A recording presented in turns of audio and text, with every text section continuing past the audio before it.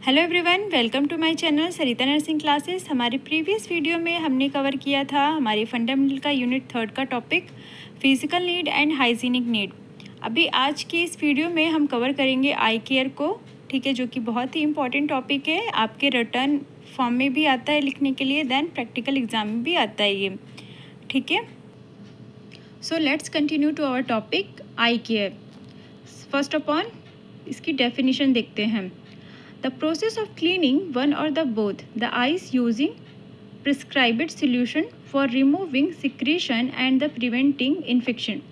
जो हमारा आई केयर होता है ये क्यों किया जाता है? एक प्रोसेस होती है जो कि हमारी बोथ आई को किसी भी सॉल्यूशन को डालने के लिए, या तो कोई भी ऐसा सिक्रीशन होता है जो कि हमारे आई में होता है, जैसे आँख आ जाती है या तो कोई किच्ची वगैरह हो जाती है, तो उस कंडीशन में क्या होता है, आई केयर करना बहुत ज़रूरी हो जाता है ताकि आई में यानी आँख में कोई इन्फेक्शन ना हो, ठीक है। तो ये हमारा एक फंडामेंटल में प्रोसीजर होता है जो कि हमारे लिए बहुत ही इम्पॉर्टेंट होता है कि एज अ नर्स हमें ये हमारे पेशेंट के लिए ये केयर प्रोवाइड करनी होती है, ठीक है। देन क्या आता है, हमारा आई केयर का पर्पस आता है, यानी कि हम आई केयर क्यों करते हैं। तो to prevent discomfort and pain, ताकि आँख में कोई भी सिक्रेशन जो है वो ख़त्म हो जाए और जो डिस्कम्फर्ट है पेशेंट को, जो पेन है वो ख़त्म हो जाए। टू प्रिवेंट इन्फेक्शन, यानी कि संक्रमण को ख़त्म करने के लिए। To prevent any further injury, कोई भी फर्दर इंजरी ना हो, यानी किसी तरीके का कोई दिक्कत ना हो पेशेंट को, क्योंकि आँख में अगर गंदगी होती है, अगर आँख जो है वो क्लीन नहीं है, तो वहाँ पे क्या होता है, इंजरी फॉर्मेशन हो जाती है। तो हम इसलिए हमारा आई केयर को परफॉर्म करते हैं। देन नेक्स्ट वन पे क्या है, to provide installation of any eye drop और application of an eye ointment, यानी कि हमारा जो आई केयर होता है ये हम इंस्टॉलेशन करने के लिए, यानी कि आँख में दवाई डालने के लिए, आई ड्रॉप डालने के लिए करते हैं। और हमारा किस लिए करते हैं, आँखों में अगर कोई दिक्कत हो रही है तो वहाँ पे ऑइंटमेंट भी लगाया जाता है। तो ये जो ऑइंटमेंट लगाया जाता है ये कब लगाया जाना चाहिए, जब आँख क्लीन हो, यानी कि पहले आई केयर करना है, आँखों को पहले क्लीन करना है, उसके बाद जो है वो अपना जो भी ऑइंटमेंट है या तो जो भी मेडिसिन को इंस्टॉलेशन करना है आई में, वो हमें करना चाहिए, ठीक है। देन आगे नेक्स्ट वन यहाँ पे आता है हमारा प्रिलिमिनरी असेसमेंट, यानी कि जब हम आई केयर करने के लिए जाते हैं तो वहाँ पे हमें सबसे पहले क्या चीज़ों को ध्यान में रखना चाहिए, ठीक है। तो सबसे पहले हमें क्या करना चाहिए, check the diagnosis of the patient या फिर क्लाइंट, ठीक है। क्लाइंट क्या है, यहाँ पे पेशेंट है। हमें क्या करना है, सबसे पहले तो पेशेंट का डायग्नोसिस चेक करना है, यानी कि उसकी बीमारी कौन सी है, वो क्या करके आया है, कौन सी डिजीज़ को लेके आया हॉस्पिटल में, ये चेक करना है, ठीक है। देन क्या करना है, check the physician order to the see the specific precaution regarding the care of eye, the client, movement and positioning, ठीक है। और हमें ये भी चेक करना है कि जो हमारा फिजिशियन है, जिस डॉक्टर के अंडर में हमारा पेशेंट है जिसके लिए हम आई केयर परफॉर्म करने वाले हैं, ठीक है, उसकी आई से रिलेटेड कोई प्रिकॉशन तो नहीं लिखा हुआ है, कोई गाइडलाइन तो नहीं लिखी हुई है पेशेंट के पेपर पे। ये सारी चीज़ें जो होती हैं हमारी वो चेक करनी होती हैं। देन पेशेंट के पोजीशन के बारे में कुछ गाइडलाइन तो नहीं लिखी हुई हैं, अगर कुछ ऐसा लिखा होता है तो हमें उस पर फोकस करना होता है, इसलिए हम ये सारी चीज़ों को चेकआउट करते हैं। नेक्स्ट नंबर पे आता है assess the general condition of the client and ability to follow direction, यानी कि क्या, पेशेंट की कंडीशन को फर्स्ट ऑफ ऑल एक्सेस करना है, उसे चेक करना है। देन क्या करना है, जो भी पेशेंट की एबिलिटी के अकॉर्डिंग जो डायरेक्शन अच्छा हो, ठीक है, यानी कि हम पेशेंट को किस तरीके से लेफ़्ट राइट जो भी कंफर्ट हो उस तरीके से हम पेशेंट को केयर प्रोवाइड करें, है ना। नेक्स्ट नंबर पे क्या है, check the articles available in the client unit. हम आई केयर करने के लिए जा रहे हैं तो हमें क्या होना चाहिए, हमें सारे आर्टिकल्स को प्रॉपर चेकआउट करना चाहिए कि हमारे पास आई केयर देने के लिए पेशेंट की यूनिट में सारे आर्टिकल्स अवेलेबल हैं कि नहीं। वो मैं अभी बताऊंगी आगे कि क्या क्या आर्टिकल्स चाहिए आपको। तो ये है हमारा प्रिपरेशन ऑफ आर्टिकल्स, ठीक है। तो यहाँ पे ट्रे कंटेनिंग है, जिसमें हम ट्रे में सारी चीज़ों को अरेंज करते हैं। देन रेशनल है, यानी कि जो भी हम चीज़ों को ले रहे हैं उसका उपयोग क्या है, उसका यूज़ क्या है, ठीक है। तो उसको मैंने सामने लिख दिया है ताकि आपको ईजी हो समझने में। तो हमारा जो ट्रे कंटेनिंग होता है उसमें फर्स्ट ऑफ ऑल हमें मैकिंटॉश एंड टॉवल को रखना है। किस लिए रखना है? To protect pillow and bed linen, यानी कि हम हमारे तकिए को और जो बेडशीट है उसको गीला होने से बचा पाएँ, इसलिए हम मैकिंटॉश और टॉवल का यूज़ करते हैं। देन क्या है? Sterile bowl with the sterile cotton swab. और क्या करना है हमें? स्टेराइल यानी कि बिल्कुल ही साफ़ सुथरा, जिसमें कोई भी माइक्रो ऑर्गेनिज्म ना हो, वो फ्री फ्रॉम माइक्रो ऑर्गेनिज्म हो, ऐसे हमें क्या करना है? बाउल लेना है, यानी कि कटोरी लेनी है, और स्टेराइल कॉटन स्वैब लेना है, यानी कि जो कॉटन की गोल गोल रुइयाँ हम बना लेते हैं उसको लेना है। देन किस लिए लेना है ये? टू क्लीन द आइस, ठीक है। हमें क्या करने के लिए लेना है? आइस को क्लीन करने के लिए लेना है। देन नेक्स्ट वन क्या है यहाँ पे? नॉर्मल स्लाइन या फिर ऑर्डर्ड सोल्यूशन, ठीक है। यानी कि क्या हमें क्या करना है? नॉर्मल स्लाइन लेना है, या तो और अगर कोई डेरिवेटिव्स हो या कोई अन्य सोल्यूशन हो या तो वाटर हो हमारा, उसे लेना है। किस लिए? टू क्लीन द आई, ठीक है, आँखों को क्लीन करने के लिए। देन नेक्स्ट नंबर पे क्या है? Kidney tray and paper bag. हम क्या करते हैं? किडनी ट्रे लेते हैं एंड पेपर बैग लेते हैं।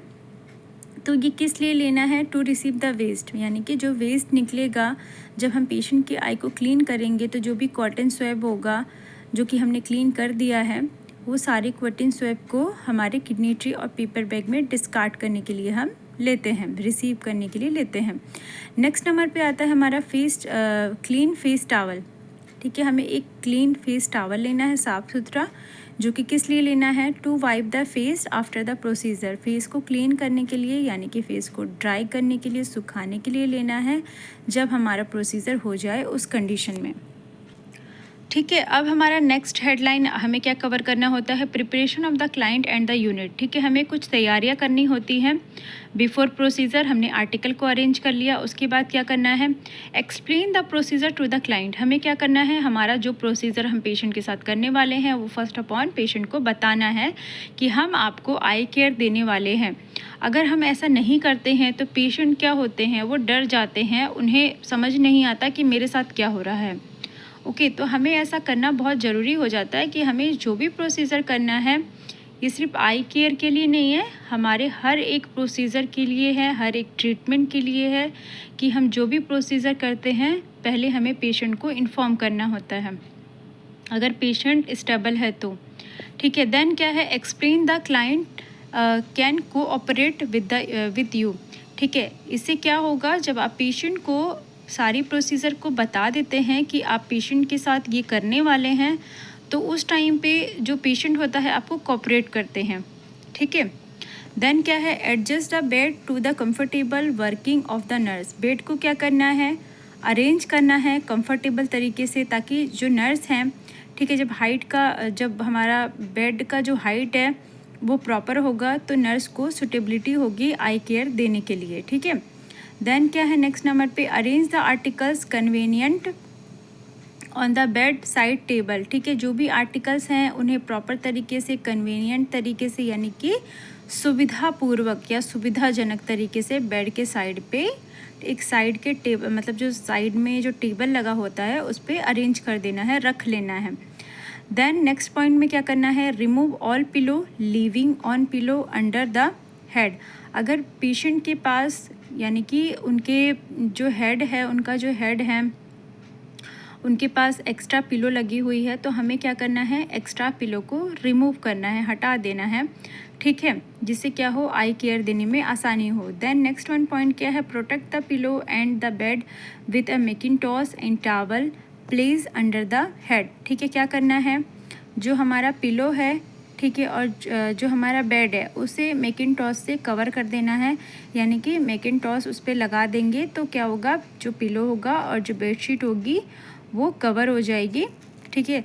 तो जिससे क्या होगा कि जो भी वाटर कंटेंट नीचे की ओर गिरेगा वो उससे जो पिलो होगा और जो बेडशीट होगी वो गीली नहीं होगी, ओके। अभी नेक्स्ट वन इसमें आता है हमारा जनरल इंस्ट्रक्शन, यानी कि कौन कौन से ऐसे पॉइंट्स हैं जिन्हें हमें ध्यान में रखना होता है।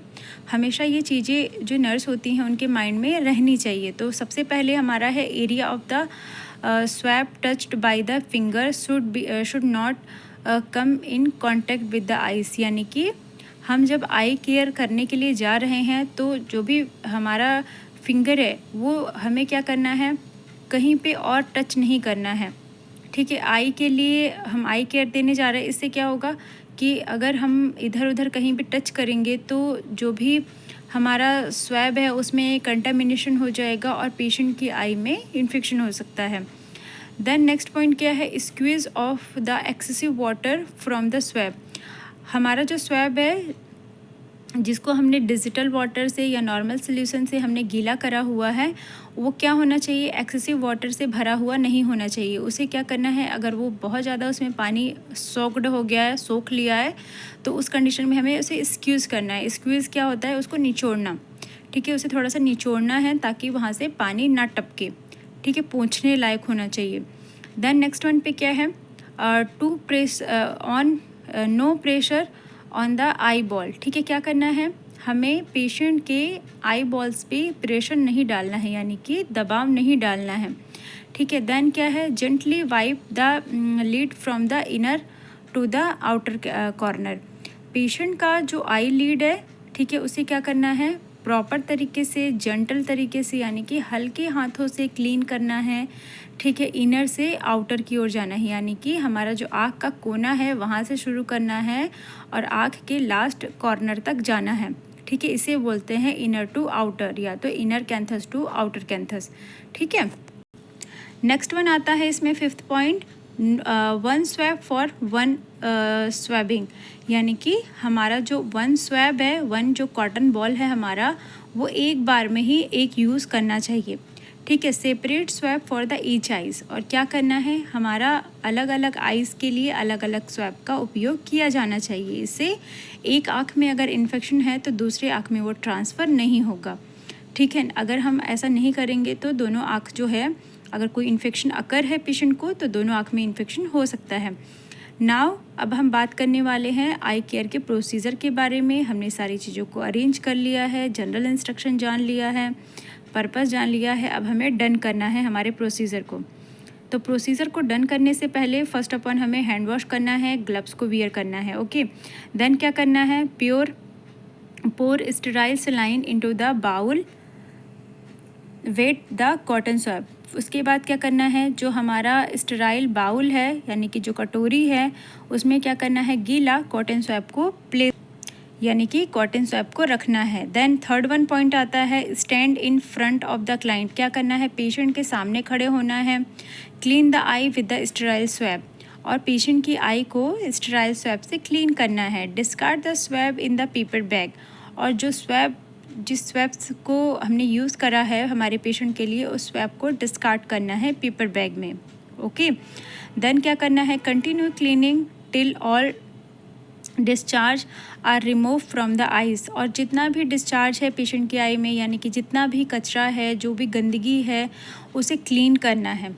ठीक है, देन क्या करना है, when the eyes are clean stop the procedure. जब पेशेंट की आई को हमने क्लीन कर दिया तो उसके बाद हमें क्या करना है, अपना प्रोसीजर को स्टॉप कर देना है, रोक देना है। Wipe the face with the face towel, और पेशेंट का जो फेस है उसे वाइप कर देना है, यानी पोंछ देना है हमारे फेस टावल से।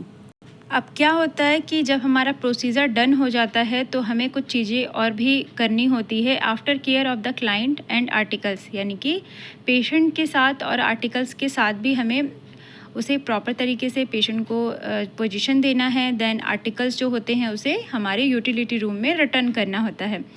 तो आफ्टर केयर यहाँ पे फर्स्ट पॉइंट है, इंस्टिल मेडिकेशन इफ़ ऑर्डर, यानी कि अगर पेशेंट के फिजिशियन ने, पेशेंट के डॉक्टर ने अगर कोई मेडिकेशन को इंस्टिल करने के लिए, यानी कि आँख में डालने के लिए दिया है, तो हमें पेशेंट की आँख में वो मेडिसिन डाल देनी है, वो ड्रॉप डाल देना है, अगर पेशेंट की प्रिस्क्रिप्शन शीट पे ऐसा कुछ लिखा हुआ है तो। ठीक है, देन क्या है, remove the mackintosh and towel from under the client head, और जो हमने मैकिन्टॉस लगाया हुआ था पेशेंट के हेड के नीचे उसे क्या करना है, रिमूव कर लेना है, निकाल लेना है।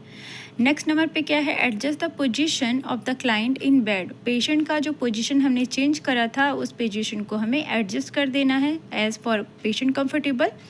देन नेक्स्ट पॉइंट क्या है, tidy up the bed and make the client comfortable. और क्या करना है, जो हमारा बेड है उसे टाइडी कर देना है, यानी कि अच्छे से कर देना है, अरेंज कर देना है, जिससे पेशेंट क्या हो, कंफर्टेबल हो, ठीक है, आराम से वो रहें। नेक्स्ट नंबर पे क्या है, take all articles to the utility room. जितने भी आर्टिकल्स हमने हमारे पेशेंट के लिए यूज़ किया है वो सारे आर्टिकल्स हमें यूटिलिटी रूम में पहुंचाना है, वो भी क्लीन करके। क्लीन दैम, बॉयल बाउल और stand the towel to the laundry. यानी कि हमारा जो इतना भी आर्टिकल्स होगा उसे हम यूटिलिटी रूम में देंगे, और जो हमारा बाउल होगा उसे हमें स्ट्राइल करना है, क्लीन करना है, और जो टावल और मैकिंटॉश था उसे हमें क्या करना है, लॉन्ड्री में देना है वॉश करने के लिए, ठीक है। देन नेक्स्ट पॉइंट क्या है, replace the article to the proper place. जो भी आर्टिकल्स थे हमारे उसे प्रॉपर प्लेस पे रखना है जहाँ से हमने लिया हुआ था। देन क्या करना है, वॉश हैंड थ्रोली। देन हमें हमारे हैंड को वॉश कर लेना है। देन नेक्स्ट क्या करना है, record the treatment with the date and time. हमने हमारे पेशेंट को आई केयर दिया है, ठीक है, यानी कि हमने आई ट्रीटमेंट दिया है, तो हम क्या करेंगे, उस ट्रीटमेंट का, इस आई केयर का हम डेट एंड टाइम को मेंशन कर लेंगे पेशेंट के जो मेडिकेशन चार्ट होगा उस पर। देन हमारा जो रिकॉर्ड होता है, नर्सिस का जो रिकॉर्ड होता है, पेशेंट रिकॉर्ड जिसे बोला जाता है, उसमें भी हमें ये रिकॉर्ड को मेंटेन करके रखना होता है। ओके गाइस, तो ये हमारा जो टॉपिक था आई केयर का, ये कंप्लीट होता है। ये इम्पॉर्टेंट टॉपिक है आपके एग्ज़ाम के लिए, आप इसे पढ़ लेना, ठीक है, बहुत इजी टॉपिक है। आई होप आपको समझ में आया होगा, ठीक है। सो प्लीज़ लाइक करें, शेयर करें एंड सब्सक्राइब करें। Thanks for watching.